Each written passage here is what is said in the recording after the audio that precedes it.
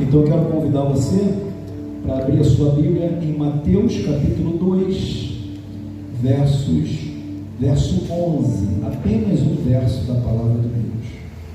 Mateus 2, verso 11. Eu comecei a fazer umas devocionais nesse livro, Mateus. Hoje eu estava ali pelo capítulo 15 já, mas estou preso aqui a esse texto de Mateus 2, verso 11. Quero falar nessa noite sobre a estrela de Belém. Não é Natal ainda, senão fica tranquilo, o pastor não está perdido não, né? Mas esse texto, como eu disse, ele me segurou aqui. Eu estou desejoso, entendo que é da parte de Deus ministrar o seu coração. E o texto sagrado vai dizer assim: ao entrarem na casa, viram o menino com Maria, sua mãe, prostraram-se e o adoraram. Então abriram os seus tesouros e lhe deram presentes: ouro, incenso e mirra. Feche seus olhos mais uma vez. Pai, fala o nosso coração.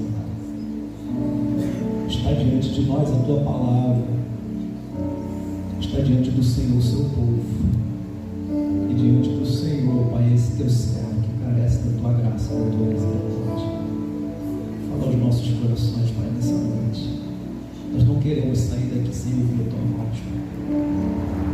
Nós oramos, Senhor, para que todo coração agora seja terra fértil, para que todo coração nessa noite seja um coração disposto, disponível a receber a boa semente da tua palavra. E assim, Pai, nós abençoamos esse tempo e te pedimos, Espírito Santo de Deus, fala conosco. Amém.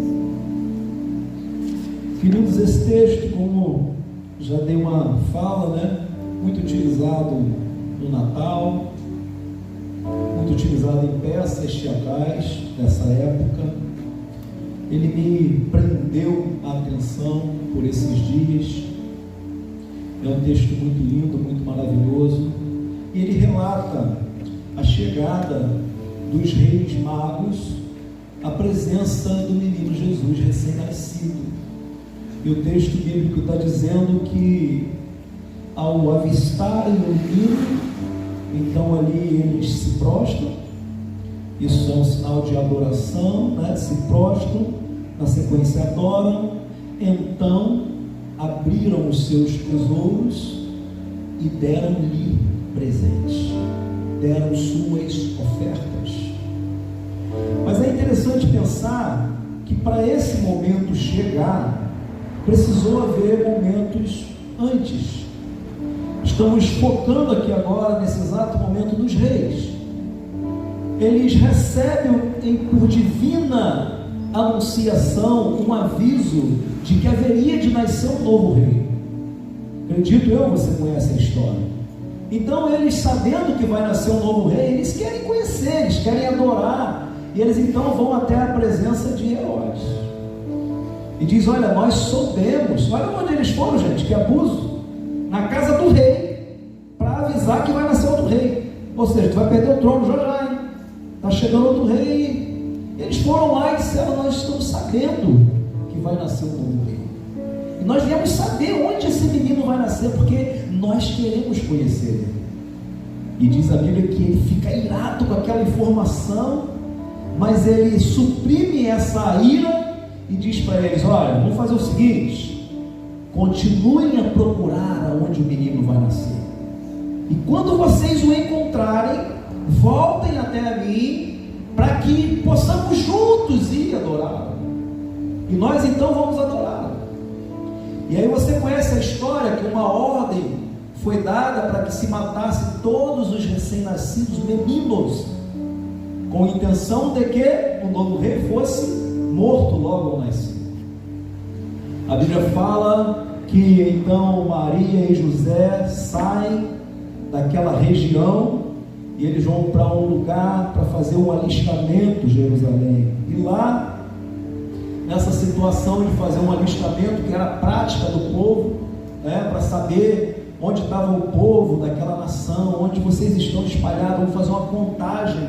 Então eles vão, e chegando lá naquele lugar, você sabe, estavam todas as hospedagens cheias, e não tinha lugar para o menino nascer, mas alguém, falou assim: olha, tem um lugarzinho ali para o menino nascer, era uma estrebaria, um local onde ficavam os animais, e ali então é dado, cedido aquele lugar, onde Jesus nasce ali.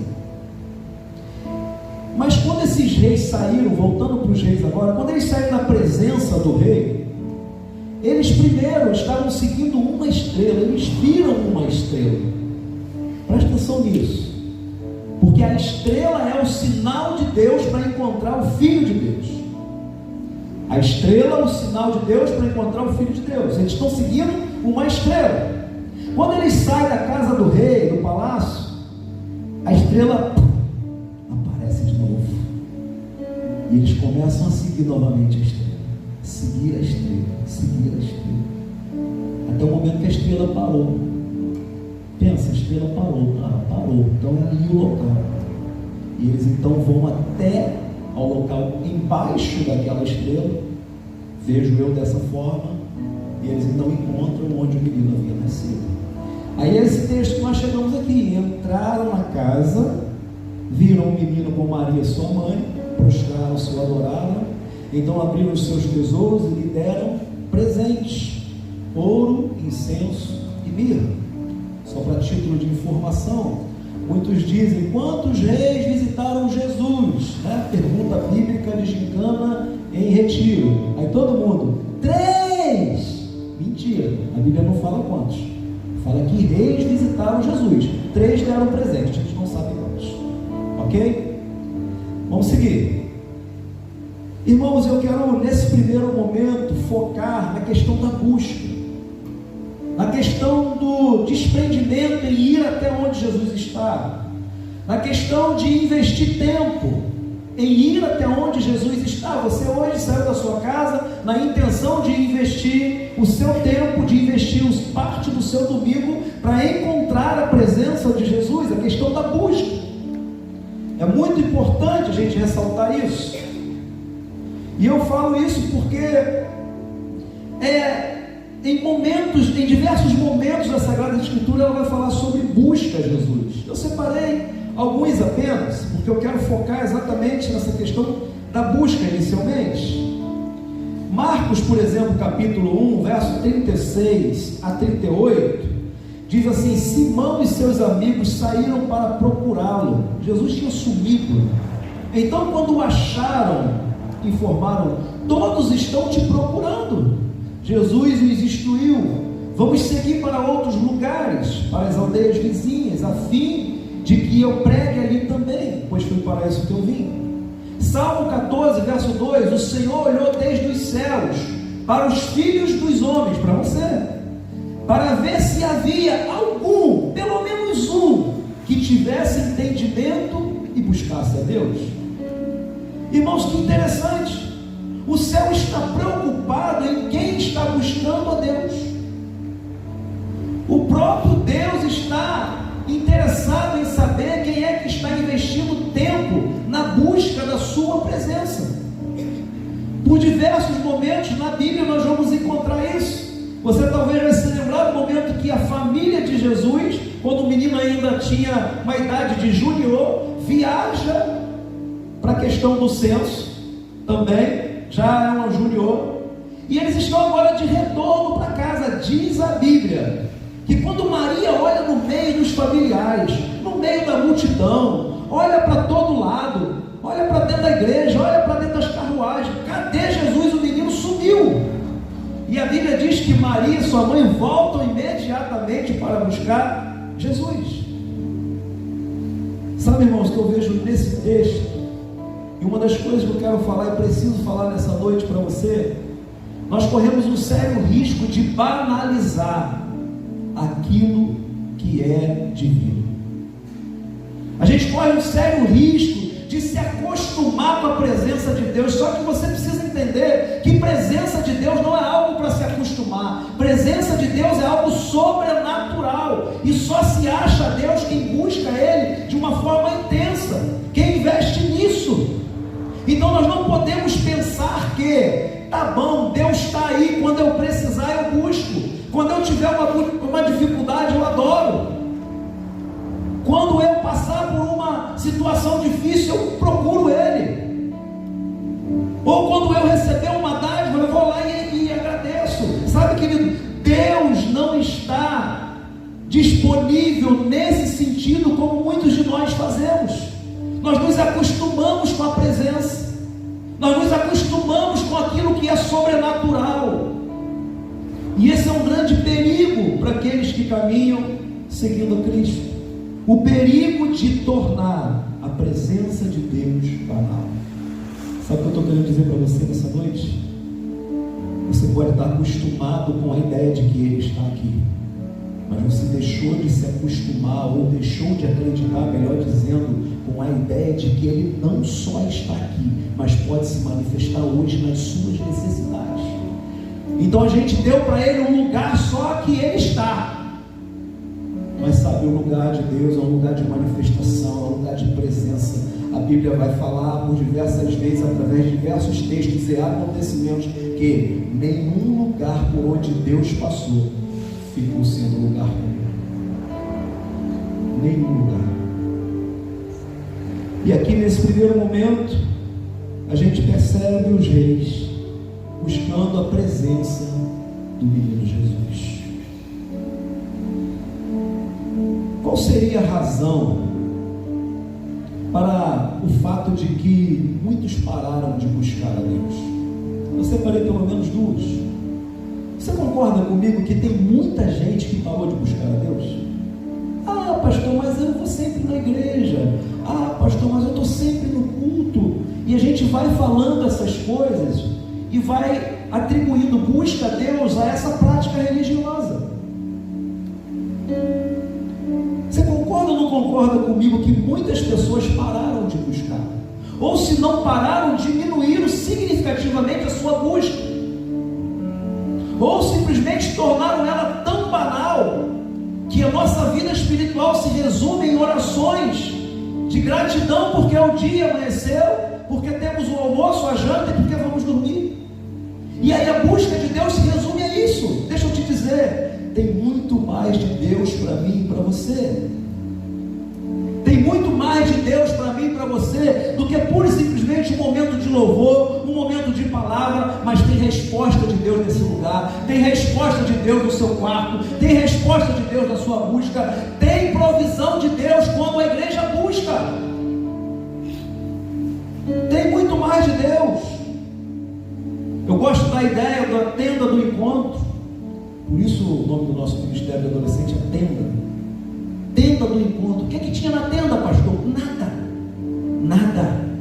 Não tinha um pastor para pregar, não tinha um ministério para cantar, não tinha João Gabriel para tocar, não tinha as meninas para dançar, não tinha nada, pastor, lá. Nada, não tinha nada. O que é que tinha lá? Só a presença de Deus. Por que que Moisés ia na tenda? Porque Deus está lá. Por que que Josué, quando Moisés saía de lá, diz a Bíblia que Josué ficava na porta? Ah, se Deus deixasse eu entrar. Josué ficava do lado de fora desfrutando, me perdoe o termo da palavra, me entenda, das migalhas da presença de Deus. Mas o menino não saía dali. Quem foi seu líder do povo depois, quando Moisés morre? Deus vira para ele: Josué, meu servo Moisés é morto. Tu agora vai atravessar o Jordão com esse povo, você vai liderar essa gente, você vai fazer eles alcançar a terra prometida. Deixa eu te dizer uma coisa: quem está buscando a presença de Deus vai ser instrumento de Deus, para Deus levar os outros que te cercam para Jerusalém. É assim que Deus vai fazer. Qual seria, pastor, a razão para uma busca superficial, ou para o motivo de que muitos pararam de buscar a Deus? Primeira razão: distração. Guarde isso. Fala para quem está do seu lado: distraído, pega essa aí.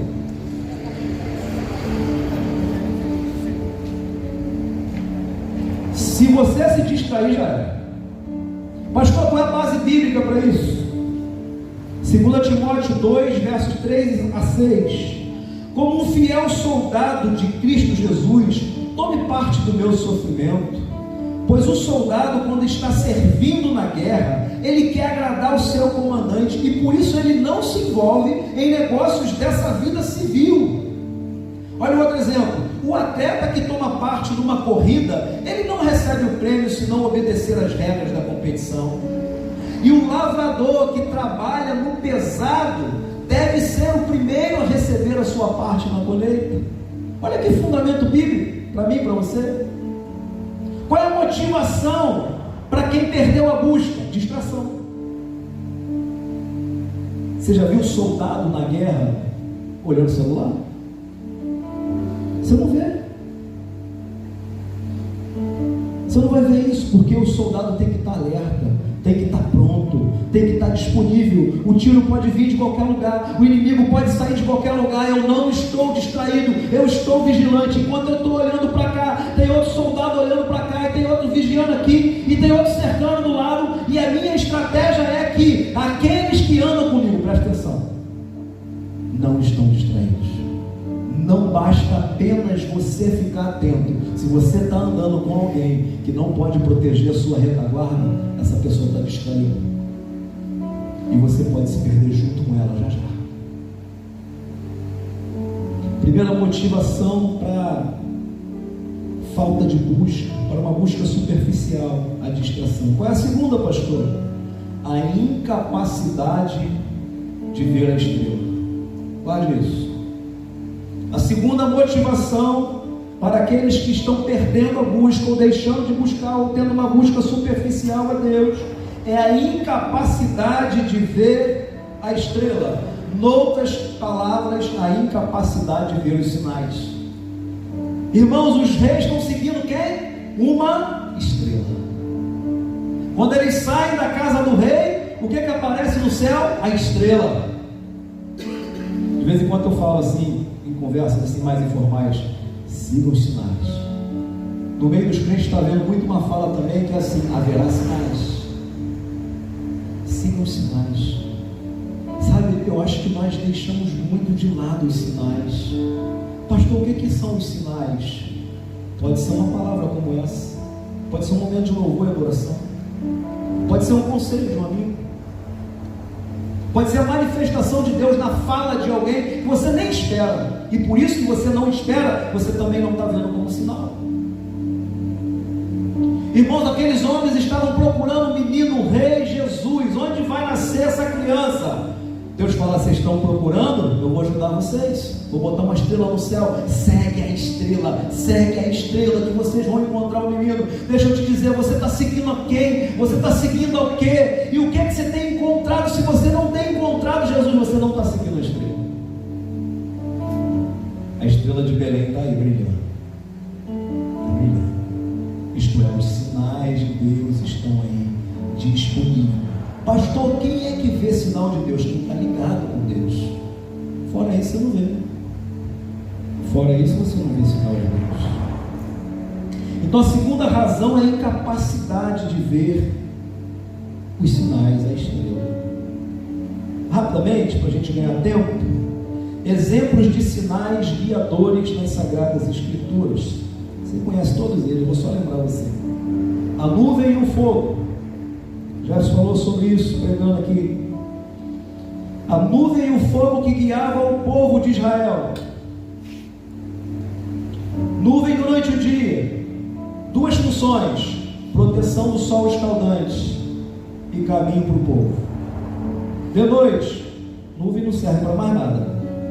Agora Deus manda uma nuvem de fogo, uma coluna de fogo. Para quê, pastor? Para aquecer o povo e para guiar o povo. Quando a nuvem parava, o povo parava, e Moisés falava: monta acampamento que a nuvem parou. É hora de parar, Deus está mandando parar. E a nuvem começou a andar, desarma tudo, vamos embora, Deus está mandando sair. Sinais de Deus. Você está seguindo os sinais de Deus? E o Senhor ia diante deles, de dia numa coluna de nuvem para guiar pelo caminho, de noite numa coluna de fogo para iluminar e para que guiassem, para que caminhassem de dia e de noite. Presta atenção nisso, irmão. Que poderoso. nunca tirou de diante do povo a coluna de nuvem de dia, nem a coluna de fogo de noite. Você pode dizer um aleluia, glória a Deus? Ele nunca tirou os sinais dele para guiar o seu povo. Os sinais dele nunca serão tirados. Eu estou com capacidade para ver esses sinais? Essa é a questão. Nunca tirou. Certa ocasião, Deus chama Gideão e chama um homem medroso de corajoso. Você é medroso? Gideão, presta atenção. Gideão está malhando trigo para esconder os inimigos. Ele está com medo dos inimigos. Essa é a situação. Mas quando o anjo aparece, o anjo diz assim: homem valoroso e fiel, guerreiro, homem corajoso. Deixa eu te dizer, se você se acha medroso, se você está tendo atitudes hoje de se esconder ou esconder coisas que Deus tem tentado mostrar e fazer na sua vida, Deus fala hoje para você: embora você se ache fraco e medroso, eu vejo você como um corajoso, um valente, um forte. Fala para quem está do seu lado aí: você não é esse fracote aí não que eu vejo, você é mais forte do que isso, tem mais de Deus em você, sabe? Deus vê. Escuta, irmão, você é poderoso. Presta atenção, Ronald. Nada contra você não, Ronald. Pelo amor de Deus. Querido, Deus vê em nós, escuta, isso é poderoso, aquilo que nós não temos capacidade de ver. Nós não temos capacidade de ver. Samuel foi ungir o homem de Deus, Davi. Passa todos os filhos ali na frente dele, e ele fala assim: não é esse aí não. Acho que os fortes, né? Deus falou que não é. Será que tem mais algum? Aparece, diz a Bíblia, um menino mirrado, pequeno, igual o pastor assim, viu? Por isso que eu sou metido. Pequeno, ninguém dá nada. Apareceu ele lá, querido. Pode até ser que o profeta veja você apenas como um pastorzinho de ovelhas do campo, mas Deus viu em Davi um rei que ia liderar uma nação, e da sua descendência, aleluia, nascerá um menino Jesus. Meu Pai do céu, isso é muito poderoso. Como você se enxerga? Deus te vê mais do que isso, mais do que isso, pode ter certeza. Nós precisamos, irmãos, seguir confiantes em Deus. Gideão pede um sinal para Deus: Deus, é comigo mesmo esse negócio, minha família é menor, eu sou tão fracote, não vai dar não, Deus, acho que só errou de endereço. Não, é contigo mesmo. Ele pede alguns sinais para Deus. Ele é teimoso, chato. Qualquer dia eu vou pregar sobre isso, só para lembrar você. Ele é chato. Ele pediu sinal a Deus um monte de vezes. Se eu fosse Deus, eu falasse: você é chato pra caramba, não vai você não, vai outro. Chato, pediu muito sinal, gente. Será que eu estou falando com alguém aqui hoje? Está pedindo muito sinal para Deus? Deus já falou com você, já confirmou, você está pedindo sinal. E aí, Deus confirma os sinais para ele. Romanos 8,14, porque todos os que estão guiados, são guiados pelo Espírito de Deus, esses são filhos de Deus. Quando eu falar o texto, pode projetar para o povo, hein? Eu estou com ele aqui diante de mim. Romanos 8,14. Porque todos os que são guiados pelo Espírito de Deus são filhos de Deus. As decisões que nós tomamos guiados pelo Espírito Santo de Deus testificam, comprovam de quem nós somos filhos. Se você age muito no impulso, muito na pressão, muito na guerra, não, eu faço assim mesmo, eu sou assim, aconteço, não está revelando Jesus. Agora, se você age no poder do Espírito Santo, você revela que é filho de Deus. Isaías 48:17b. Eu sou o Senhor, o teu Deus. Presta atenção nisso. Que te ensina o que é útil e te guia pelo caminho em que deves andar. Hebreus 2:4. testificando também Deus com eles, por sinais e milagres, e várias maravilhas, e dons do Espírito Santo, distribuídos por sua própria vontade. Alguns versos sobre busca, Mateus 6,33, mas buscar primeiro o reino de Deus e a sua justiça, e todas as outras coisas nos serão acrescentadas. Jeremias 29, verso 13, e buscar-me-eis e me achareis quando me buscardes de todo o vosso coração. Isaías 55, 6, buscai ao Senhor enquanto se pode achar, invocai-o enquanto está perto. Haverá um dia que não vai poder mais buscar. É a Bíblia que está dizendo. Tiago 4,8, chegai-vos a Deus e Ele se chegará a vós. Alimpai, ou melhor, para nossa melhor entendimento, limpem as suas mãos, pecadores, purifiquem os seus corações, vocês que são de ânimo duplo, uma hora que é uma coisa, uma hora que é outra, uma hora é santo, uma hora é profano, uma hora é música da igreja, uma hora é música do mundo. Limpem suas mãos. Não pode jorrar água doce de uma mesma fonte e depois jorrar água salgada. Ou você é de Deus ou você não é. Alimpai as mãos, alimpai o coração, se santifiquem. Orientação de Moisés para o povo: se santifiquem hoje, porque amanhã o Senhor fará maravilhas no meio de nós. Eu quero ver maravilha amanhã, mas eu não me santifico hoje. Você tem buscado ao Senhor? Atos 17, 27, para que busquem a Deus, se porventura tateando o pudessem achar, embora não esteja longe de cada um de nós. Você já tateou alguma coisa no escuro? Isso que a Bíblia está falando. Você já percebeu que a gente tateia coisas que estão próximas? Acabou a luz na sua casa, suposição. Aí você quer achar o celular para acender a lanterna. Você sabe onde o celular está. Você não vai tateando até chegar na mesa da cozinha onde ele está. Você vai tatear quando chegar lá. Pastor, aplica melhor isso no teu coração, aplica. O texto bíblico está falando que para nós buscarmos, porventura, tateando. Porque tateando a gente tateia o que está próximo. Em outras palavras, Deus sempre está próximo. Escute, Deus sempre está próximo. É só você tatear. É só você procurar que você vai encontrar. Porque o texto termina assim: embora Ele não esteja longe de nós. Terminei a introdução agora. Mas vai dar tempo.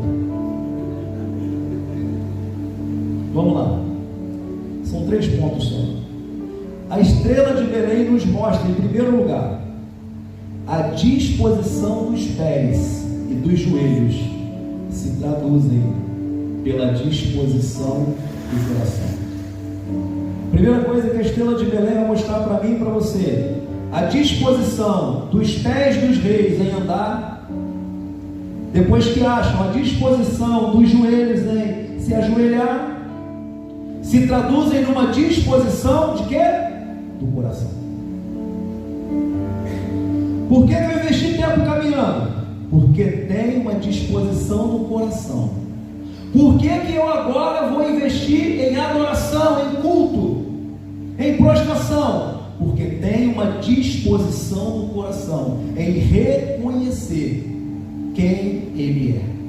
Portanto, a estrela de Belém nos mostra, em primeiro lugar, que a disposição dos pés e dos joelhos se traduzem pela disposição do coração. Texto bíblico para a gente fundamentar isso. A Bíblia diz: prostraram-se e o adoraram. Você encontrou alguma indicação no texto? Preste atenção. Você encontrou alguma indicação no texto de quando eles foram no palácio, se eles adoraram o rei lá? Bem, não estou dizendo com convicção e certeza que não tenha tido essa adoração, esse tempo, esse momento. Contudo, a Bíblia me deixa conjecturar, isto é, pensar sobre que talvez eles não tenham tido disposição no coração para adorar aquele rei, o qual eles foram visitar. Mas a Bíblia declara que quando eles encontram Jesus, por causa da disposição do coração, eles agora se prostram e adoram. E por causa da disposição do coração, eles investiram tempo procurando. Fala para quem está do seu lado: você está com disposição no coração?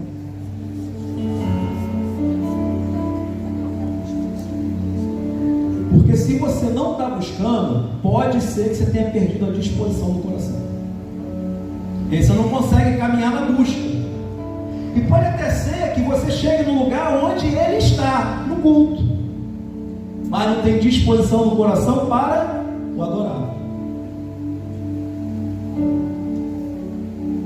Já viu quando a gente fala e motiva? Vamos, igreja, adore. Erga suas mãos. Cante também. Às vezes você chega, mas você perdeu a disposição da adoração, porque não tem disposição no coração, porque perdeu os sinais da estrela que te guia. E aí você perdeu os sinais, você perdeu a vitalidade de fazer a coisa como Deus espera.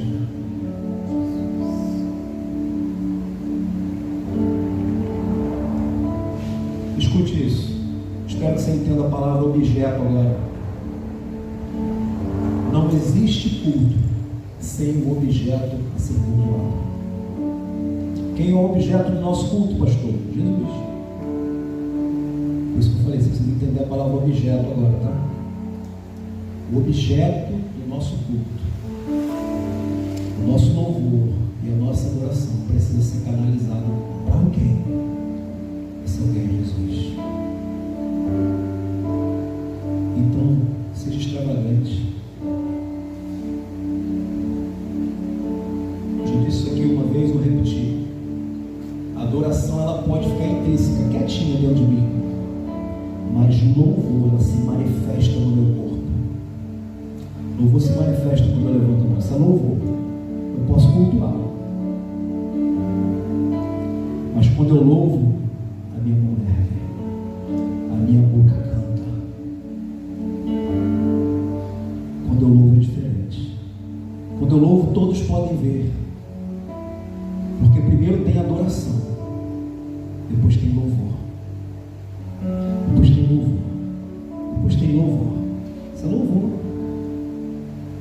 Não é para fazer uma dancinha no culto, não. É louvor. Isso é louvor.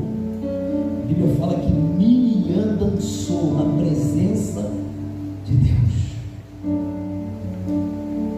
Cheguei a me arrepiar. Abigail, Davi está trazendo a arca, que representa a presença de Deus. Abigail, a mulher dele, olha da janela, porque Davi, ele tirou as vestes reais. E diz a Bíblia, Davi dançava com todas as suas forças no meio do povo que estava trazendo a arca.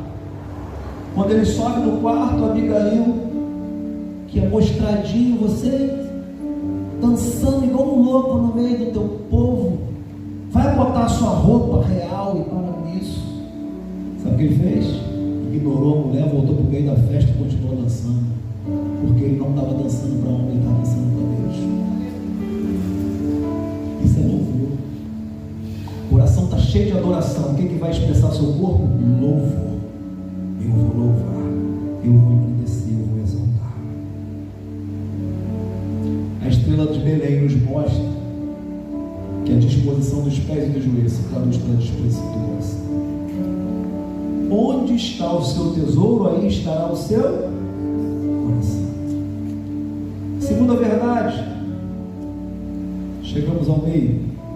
A estrela de Belém nos mostra: não devemos inverter a ordem das coisas. Não devemos inverter a ordem das coisas. Texto bíblico: então abriram os seus tesouros. Então abriram os seus tesouros. O que eles fizeram antes, pastor? Se prostraram e adoraram. E agora o que eles estão fazendo? Abriram os seus tesouros. Fala para quem está ao seu lado, não inverta a ordem das coisas. Tem gente tentando abrir, guarde isso. Tem gente tentando abrir tesouro na presença de Deus sem antes ter se prostrado e adorado. Ou seja, sem reconhecer quem é. Eu abro meu tesouro aqui diante de Deus. Lembra dos hipócritas? Lembra? Jesus, hipócritas. Vocês estão dando esmola, mostrando para todo mundo. Gente que estava abrindo o quê? Tesouro, sem ter antes conhecido, para se prostrar e adorar. É possível abrir tesouro sem antes adorar e se prostrar? Você pode vir aqui ofertar um monte de coisa. E tome cuidado com isso. Porque a igreja pode até ser que receba, a menos que Deus diga para não receber. Mas tem coisa que a gente entrega, irmão, que Deus usa, mas não recebe. Foi uma das ministrações que eu fiz lá no Radical, no último culto. Tem coisa que Deus até recebe porque foi dado, mas Ele não acolhe no coração. Já recebeu o presente só por educação? Já? Não sei, pouca gente passa por isso, mas acontece. Receber presente só por educação. Ah, não, receber só por educação vai ficar chato se eu rejeitar, né? Vou receber. E aí, cuidado com o que você está entregando. Em segundo lugar, eu estou dizendo para você que a Estrela de Belém nos mostra que nós não devemos inverter a ordem das coisas. Então abriram os seus tesouros. Irmão, isso aqui é muito maravilhoso. Porque a Bíblia está sendo enfática. Então abriram os seus tesouros. Eles abriram daquilo que era deles, daquilo que pertencia a eles. Primeiro eu abro o meu tesouro. Depois nós vamos chegar lá já, mas deixa eu adiantar um pouquinho. Depois que eu vou entregar, presente. Mas para entregar o presente tem que ter disposição para abrir o seu próprio tesouro. Entregue para Deus aquilo que é seu. Abra o seu próprio tesouro. Pastor, seja mais claro, abra a sua própria vida. Faça suas próprias renúncias. Viva suas próprias renúncias pelo Evangelho e para o Evangelho. Abriram os seus próprios tesouros. Quando a gente fragmenta um texto bíblico assim, a gente consegue ser mais perceptivo. Abriram os seus próprios tesouros. Presta atenção nisso. Não há retenção para quem não inverte a ordem das coisas. Não há retenção para quem não inverte a ordem das coisas. Eu jamais vou reter nada para Deus se eu não inverter no meu coração a ordem das coisas. Se primeiro eu tiver reconhecimento, prostração e adoração, eu não retenho nada, eu entrego. É dele. Eu deposito. Quem são os que retêm, pastor? Aqueles que invertem a ordem das coisas. Eu quero abrir tesouro, mas não reconheço quem ele é. Eu abro tesouro. Pastor, pode contar comigo? Eu dou, eu vou, eu faço, eu aconteço. Mas e você para Deus? Abriram seus próprios tesouros. Isto é, quem reconhece a pessoa de Cristo não lhe retém nada, entrega tudo, abre dos seus próprios tesouros. Presta atenção nisso agora. Não há recepção da entrega para quem inverte a ordem das coisas. Agora falando de Jesus, de Deus. Não há recepção da entrega, ou seja, eu não recebo o que você entrega se você está invertendo as coisas. Eu não recebo. Eu posso até receber como igreja, mas não está acolhida no coração de Deus. Então, não há recepção da sua entrega se você não fizer primeiro adoração, culto e louvor e se prostrar diante dele. Deus não recebe o que você entrega se você quiser entregar sem reconhecer. Existem pessoas que querem ofertar sem reconhecer. Isso não funciona com Deus. Você sabia que tem pessoas que doam coisas para a igreja para tirar o peso do coração de que estão fazendo alguma coisa? Só para tirar o peso. Vou te lembrar um fato bíblico. O coxo da Porta Formosa, ele ficava à porta de um templo onde pessoas bem, de poder aquisitivo bom, entravam para cultuar. Porta Formosa, eu fiz um estudo uma vez, essa Porta Formosa era de ouro.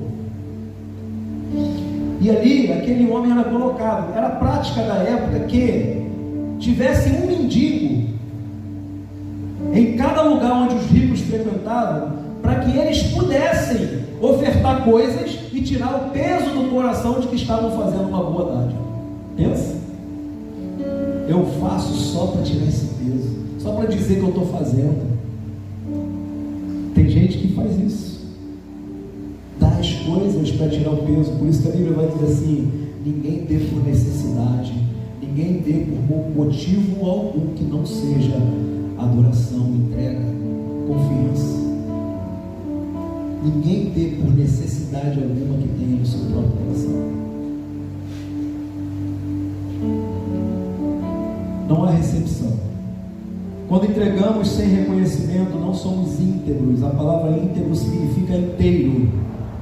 Quando não damos com reconhecimento em nosso coração, nós não somos íntegros. Isso é, não somos inteiros diante de Deus. Isso significa a palavra íntegro. Terceira verdade e última. A estrela de Belém nos mostra: o presente palpável é apenas uma representação subjetiva do que o presenteado representa. Guarde isso.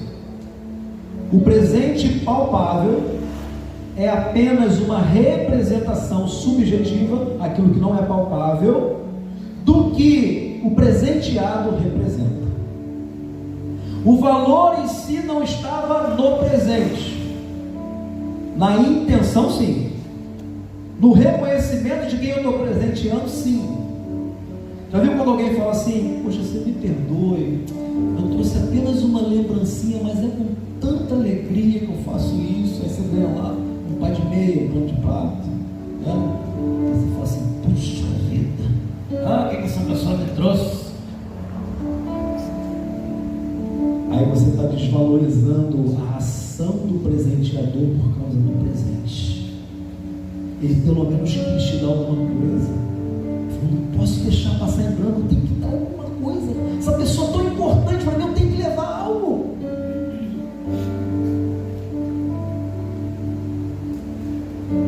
Eu sei, irmãos, que não está fácil dar presente. Por isso que a gente dá mesmo, é lembrancinha, mas dá com alegria.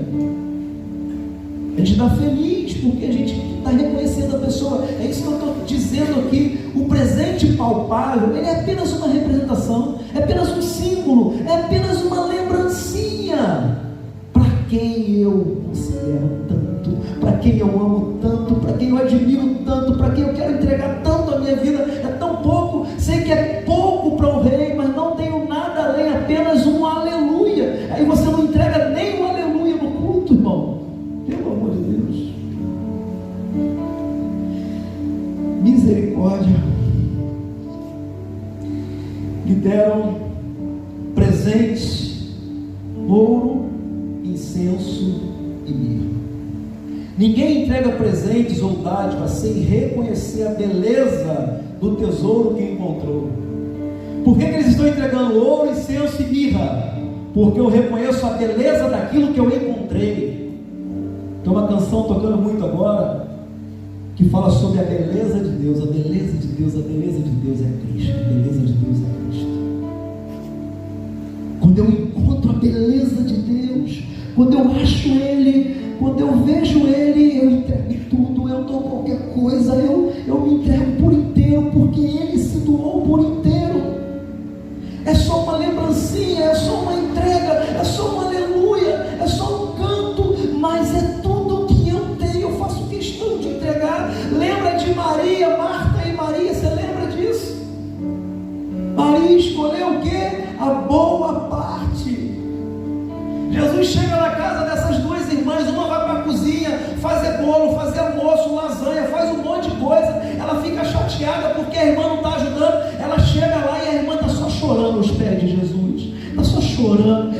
chegando aos pés de Jesus com o cabelo, está ali reconhecendo Jesus, adorando Jesus, e ela: ô Jesus, você não se incomoda que minha irmã não me ajuda a cozinhar? Estou ali fazendo um almoço para o Senhor e ela está aí, ó.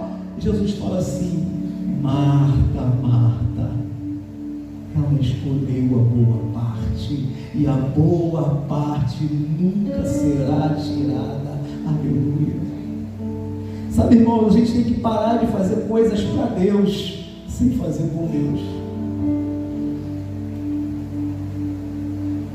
Escolha a melhor parte. Eles deram presentes: ouro, incenso e mirra. Mas primeiro foi preciso abrir o seu próprio tesouro. Dos seus tesouros tiraram presentes e entregaram a Jesus. Como é que está o seu tesouro? Está aberto? À disposição para dar dádivas, presentes a Deus? Ninguém entrega presentes ou dádivas sem reconhecer a beleza do tesouro que encontrou.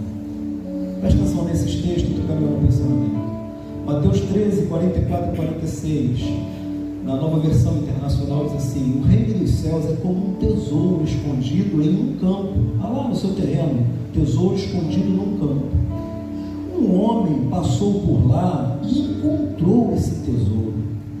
Ele escondeu de novo o tesouro. Então, cheio de alegria, voltou, vendeu tudo que tinha e voltou para comprar aquele campo. Pagou muito mais do que o dono queria, porque ele sabe que tem um tesouro escondido. Valia 100, agora eu pago 1 milhão. Estou aqui a 20 pagar 1 milhão nas suas terras. Ué, mas por que isso tudo? Eu te pago 1 milhão. Você quer vender? Não, não quero vender. Não, mas eu vou te pagar 1 milhão. Aí 1 milhão o cara não rejeita, vende. Mas ele sabe que lá dentro tem um tesouro que é muito mais precioso do que 1 milhão. Essa é a ideia, esse é o reino dos céus. Vendeu tudo que tinha e comprou aquele campo. De novo, outra parábola: o reino dos céus também é como um negociante que procura pérolas preciosas. Encontrando uma pérola de grande valor, vendeu tudo que tinha e voltou para comprar. O reino de Deus é comparado a um tesouro escondido para enfatizar que ele é a coisa mais valiosa da vida, exigindo que as pessoas abram mão de tudo que é passageiro para alcançá-lo. Essa analogia descreve um homem que, ao encontrar o tesouro, fica tão alegre, vende tudo que tem e compra o campo, porque o tesouro tem valor inestimável. O tesouro representa o reino de Deus, tem um valor tão grande que o homem está disposto a se desfazer de tudo que possui, porque encontrar e ter o tesouro de Deus é uma prioridade. A palavra sugere que devemos fazer o reino de Deus a nossa prioridade máxima, colocando ele acima de todas as coisas. O tesouro vai te trazer alegria. A alegria que o homem sente ao encontrar o tesouro é o que o impulsiona a fazer essa troca.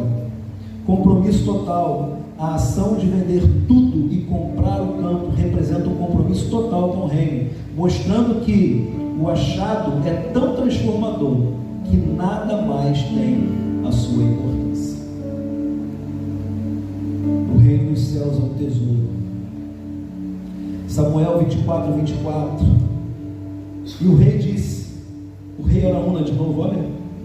E o rei Davi, disse para Araúna: não, certamente desejo comprá-lo de ti mediante a um preço. Tampouco oferecerei ofertas queimadas ao Senhor, meu Deus, daquilo que não me custe nada. Assim Davi comprou a eira e os bois por 50 cheques de prata. Que texto é esse? Que contexto é esse? A Bíblia está falando que Davi teve uma ideia. O ministério não pode subir. Vou fazer um altar de adoração para Deus. Presta atenção nisso. Davi pensou assim: vou fazer um altar de adoração para Deus. Mas aonde eu vou fazer? Eu não tenho propriedade. E ele olha um lugar, e o nome é a Eira de Araúna. O que é a Eira? A Eira é parecido com beira, um pedaço de terra. E a Eira de Araúna, Davi olha e pensa assim: esse é um bom lugar para eu construir um altar. Presta atenção aqui, gente. Esse é um bom lugar para eu construir um altar para Deus. Ele chama o dono e diz assim: ô fulano, Eu quero comprar essa terra aí porque eu vou levantar um altar de adoração a Deus, vou construir um altar de adoração para Deus. Aí Araúna pergunta, não, o que você quer fazer? Me explica melhor. Ele explica, não, eu quero levantar um altar para Deus e tal, assim, sabe?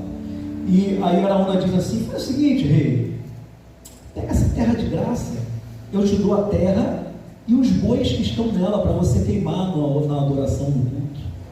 E aí Davi vira para ele e fala assim, não, Araúna, eu não quero oferecer para Deus algo que não me custe nada.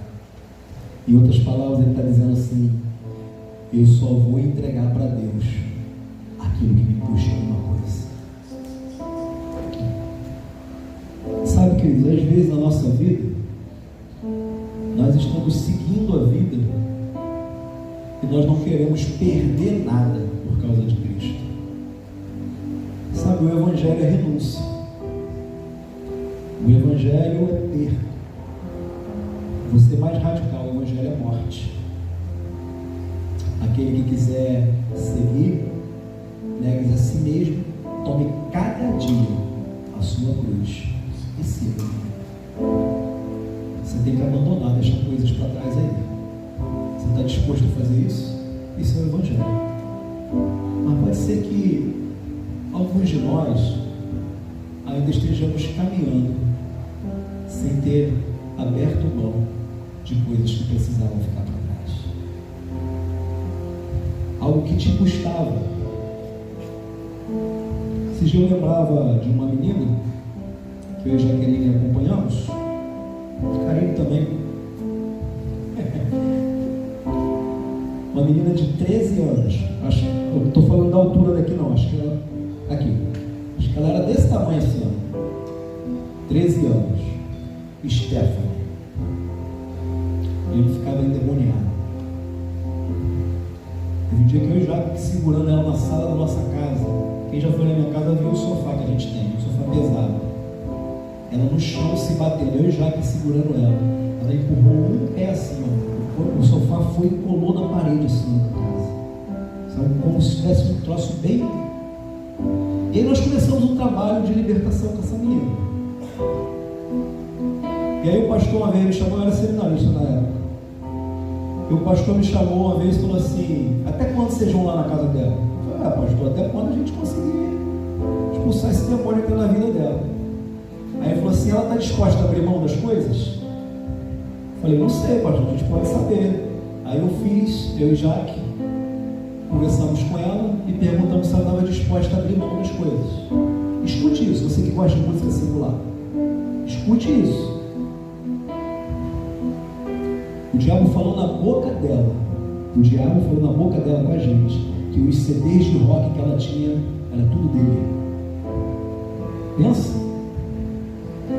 Aí ela se dispôs a abrir mão de anéis, de cordão e de algumas outras coisas. Mas quando chegou na hora do CD, eu falei assim, ó, você vai ter que abandonar esses CDs aí. Ela falou assim, eu perco tudo na vida, mas eu não abandono minhas músicas. Eu não abandono, em outras palavras, está dizendo, eu não abandono meus ídolos. Isso aqui virou ídolo para mim. Isso aqui me tem, eu não tenho eles me têm. A vida cristã é feita de renúncia.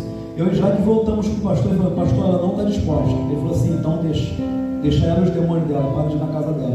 Nós nunca mais fomos lá expulsar o demônio dela. Não sei onde ela está hoje. E se os demônios estão com ela. Mas foi orientação e é orientação.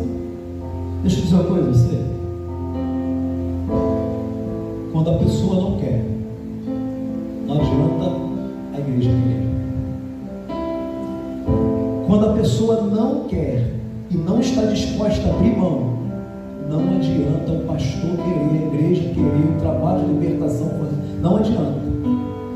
A Bíblia diz, você expulsa um demônio, vem outros 7 porque a casa está vazia, faz guaça, toma.